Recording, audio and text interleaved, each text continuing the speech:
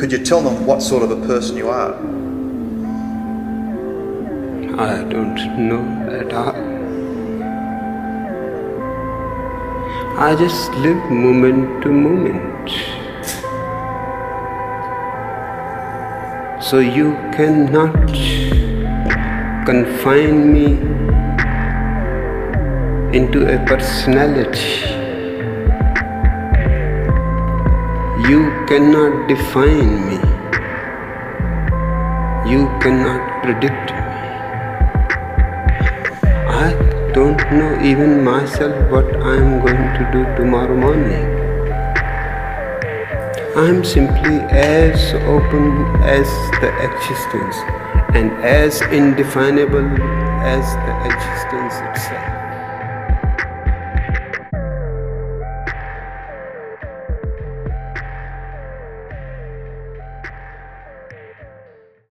What's up, guys? Welcome back.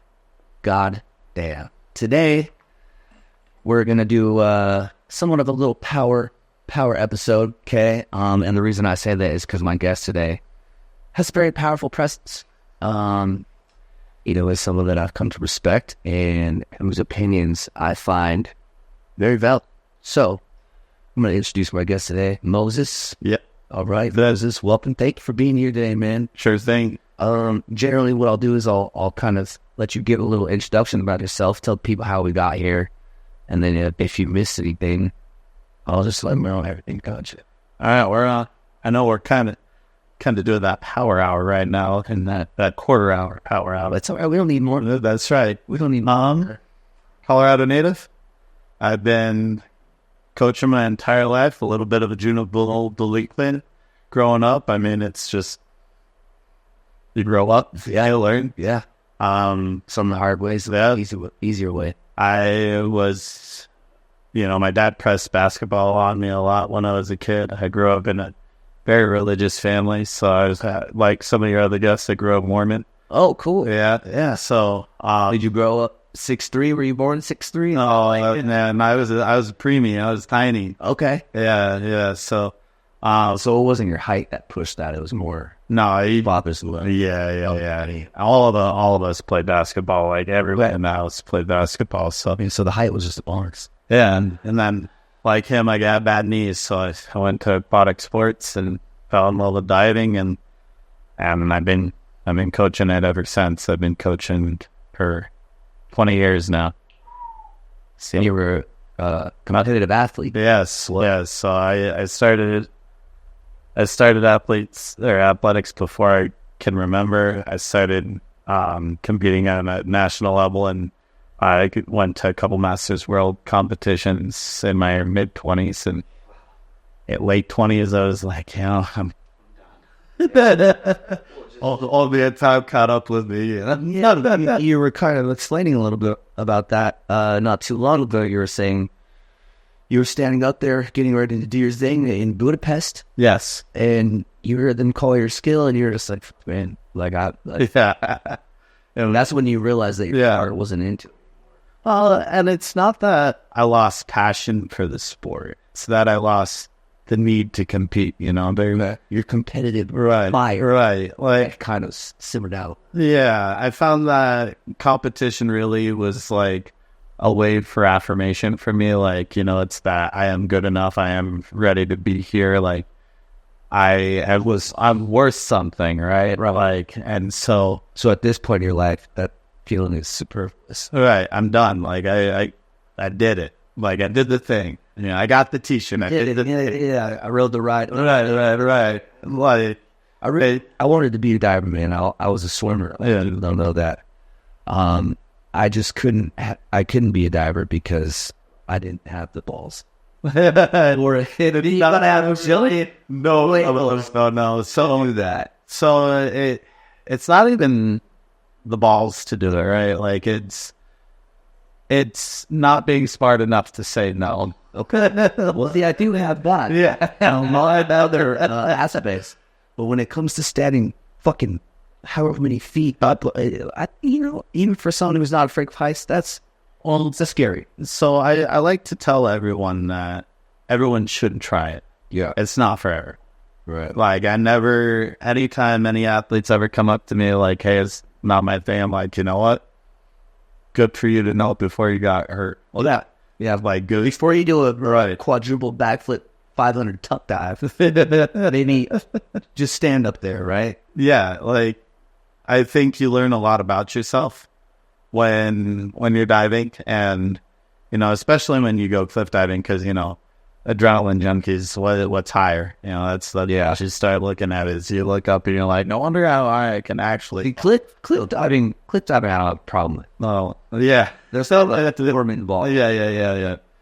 And that's usually fun. Right. And it's usually, you know, supplemented with things that give you more or less of a feeling of not having as much fear. Right. If you know what I mean. Oh, I mean, Alcohol. You you start getting up high enough and you look down and you're like, this could be it. This is it. Like, I do this wrong. That's it. Yeah. And you hear cameras on and you're like, oh, this is it, I guess, man. Like, Well, if you're going to die, I'm going to do it on film. right. You know, we want all the doing something. But yeah, I mean, that's, I remember specifically, I can't do it there anymore, but there's a reservoir up in the mountains north of Silverton where, you know, they got 3 cliffs there depending on the water height. Okay. I'm sitting there up there. I'm like, this might be it. Like, this is, and I'm choosing to jump off right now. Yeah, I know what's flashing. Did my mom know I love her? Did I leave it up? Did I leave the old one? That's not my problem, you know? But it's not my... Yeah. But, you know, you come to a certain serenity where you're like, I accept them taking this risk that may or may not be there. And look, you know, 95% of the time it's not. Yeah. But that 5%. That's a lot of percent. That's a lot of percent for something recreation. Yeah. Like, there's no safety equipment, you know. It could be as bad as, you know, you don't see a log that's floating in the water. Yeah. And you hit it. Like, that's it. Yeah. So, I mean, The wind picks up a little bit. As you back into the rocks, it could be. oh yeah. I mean, when you got to clear 8 feet of rock and a gust of wind just hits you right as you leave, like, or your foot slips, and there's a lot. And that water, it's not soft. Can't be thinking about that. It's not soft. People, I feel like the people that get caught up on those kind of thoughts, and not just in this, you know, situation, Right. but in everyday life, I feel like there's 2 kinds, or maybe multiple, but I'm going to focus on 2. The kind of people that overthink things a lot and they're extremely cautious. But then there's the people that don't think about things enough and they're extremely cautious. Yeah. So if I had to plead to one of those, you guess. So we do, you know, we met at work. Right. Speaking of work, I think I should say that the views and ideas expressed in this podcast in no way reflect or are endorsed by the city. Really, I just had to, for insurance purposes, wanted to put that out there. But you and I met there, and you told me some really interesting stuff, man. First of all, like you said, you're a diving coach. You have been for quite a while now, and you coached Olympic qualifiers.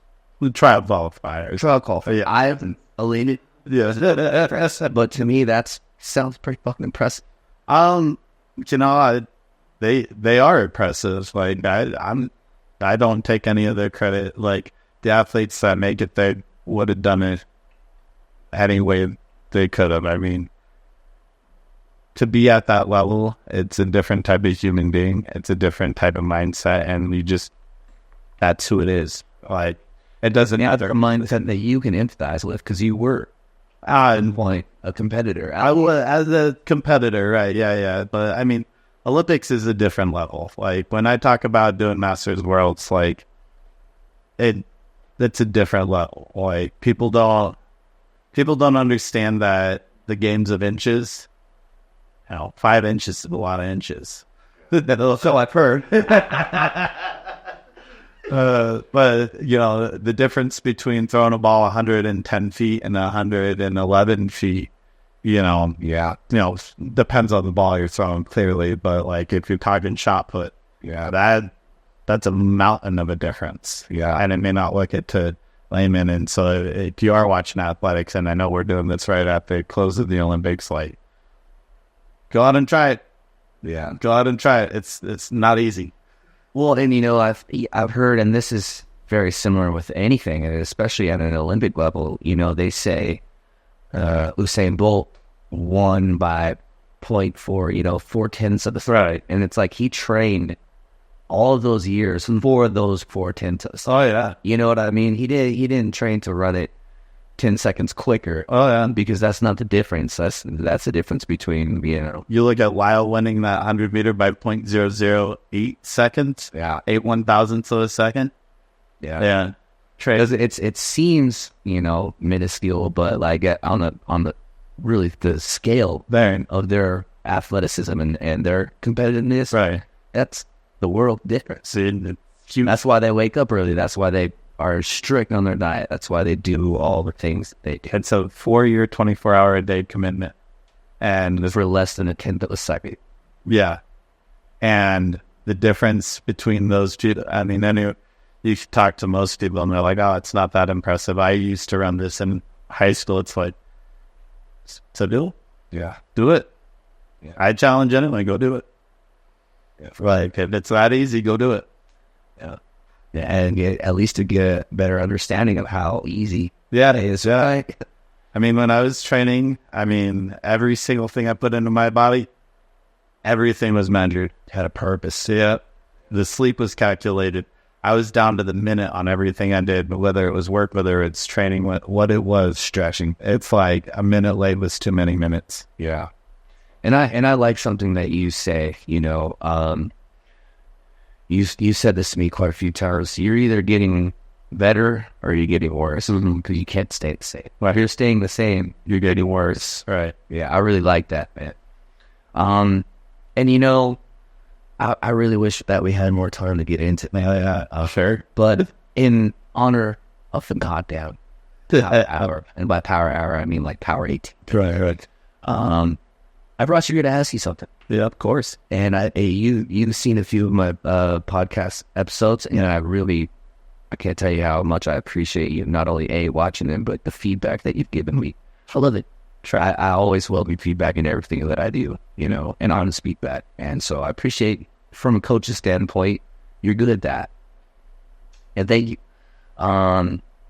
However, I digress. Yeah. I brought you here to ask you what God is to you and your understanding of the idea of the concept of the word. So I know now, you told me you were raised Mormon in a Mormon household. Yes. Okay. And, this is unscripted. Oh, yeah. Unfiltered. Uncut. 100%. There's no rules here. I already gave the little thing. Oh, yeah. No, listen. Our job, for anyone. My thoughts are my own. I don't speak for nobody but me. We own our thoughts, okay? So with that being said, man, let's dive into it and see what you think about this. What is your understanding of God? So I'm gonna be real concise with it. It's a scripture that sticks out to me very, very clearly, and it's, "He who is in the service of his fellow man is in the service of his God." He who is in the service of his fellow man is in the service of his God. Okay. And so I believe that not to put it in such aggressive terms, that put it in as aggressive terms as is that we are part of God. Like, we are one. We are part of everything. If you go back, God created us in His image, right? So that's God. From when I look in the face of you, I'm looking at an image created in the face of God. Okay. Right? Okay. So when you come down to it, if I want to put it in gentler terms, I believe God to be what gives us hope, what gives us faith. Like, faith is what you get, or hope is what you get when you put faith into something. Okay. And I like to put faith into my fellow man. Okay. So biblically speaking, you draw some of your conception of the idea from Bible scriptures. Of course. All of it, or just do you have is there a I'm not the same person. Right. You know what I mean? It's hard. It's hard to say because it really depends on the definition. Right. Like I can talk to someone, and depending on your definition and how you use your words, will depend on whether I agree with you or not. Okay. So if you want to tell me God is an all-knowing, omnipotent being, it's like, well, even in physics, we know that if you could track one particle, you could tell the history of the universe. So omnipotent, sure. Like we could get there through scientific or religious means. Okay. So it really depends on how you phrase it, but it should be something simple, right? Like what it is to me, what it is to you. I know the direction, sir. Right. Is really when I sit down and I take a look at my upbringing in a religious aspect, because I'm not religious at all right now. Okay. Like, I don't spirituals. Even there, that's a stretch. Okay. But because I put so much faith in my fellow man, it's like when you pray out loud, you know, whether or not it's a God that hears you or not, however you want to define God, I hurt you. Okay. I want to make your life better because I know you're part of my community. It's okay.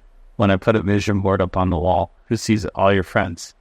So when I'm talking to someone who has an opportunity, man, I'm looking for this person, and you're like, I know someone who's looking for that opportunity. It's that networking, it's that community, that gets it back to it. Service of your fellow. Right. So you're so in the most literal sense of the definition in the scripture that you were saying, right. Service to your fellow man is God to you. Right. Okay. So it's like, in order to be godly, in order to follow that path, I have to look out for you. Okay. You have to look out for me. Now, whether or not you have to, that's your personal thing. But that's my belief, is that as long as I'm taking care of my community, it doesn't matter what I believe. I can look at myself in the mirror. I can live with myself. I can love myself here. And, that all those opportunities, everything that you believe, come from your fellow man has the opportunity to create opportunity for you. We are given the opportunity to create life. We are given the opportunity to take it away. Every human being is capable of both those things, outside of exceptional situation.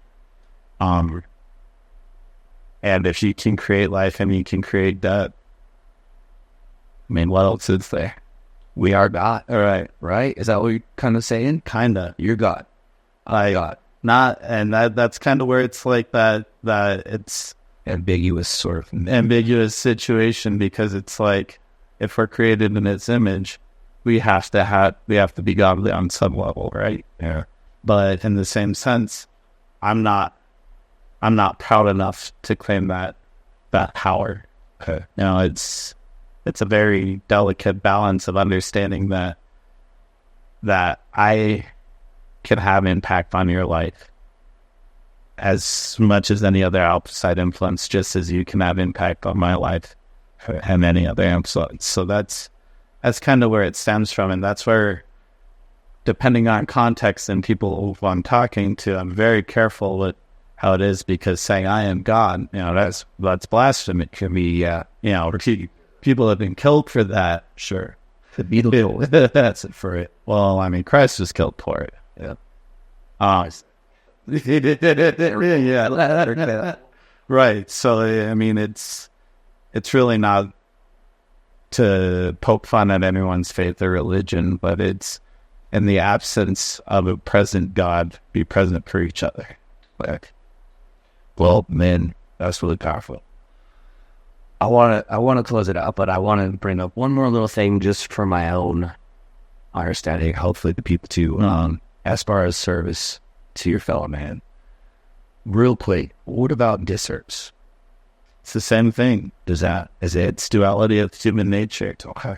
Like, if I intentionally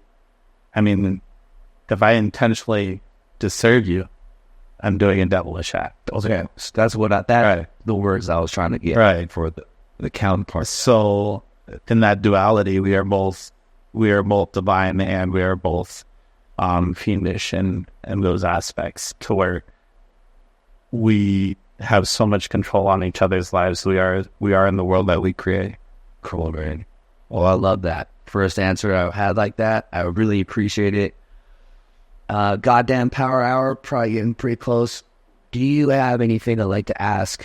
Burning desires, clever quotes that you live by, anything to put us out? I mean, I live by one statement, and it's, while you're in the service to your fellow man, you're in the service to your God. So again, we're gonna let's duplicate that one. Well, all right, man. I appreciate you being here. Absolutely, always a pleasure. Sure. I'll see you. Thanks for being here and giving light to your insight on that. It is beautiful. Right? Absolutely cool. Well, thanks. All right. Outro. All right, guys. There we go. Episode 10 down. We'll see you at the next one. God damn.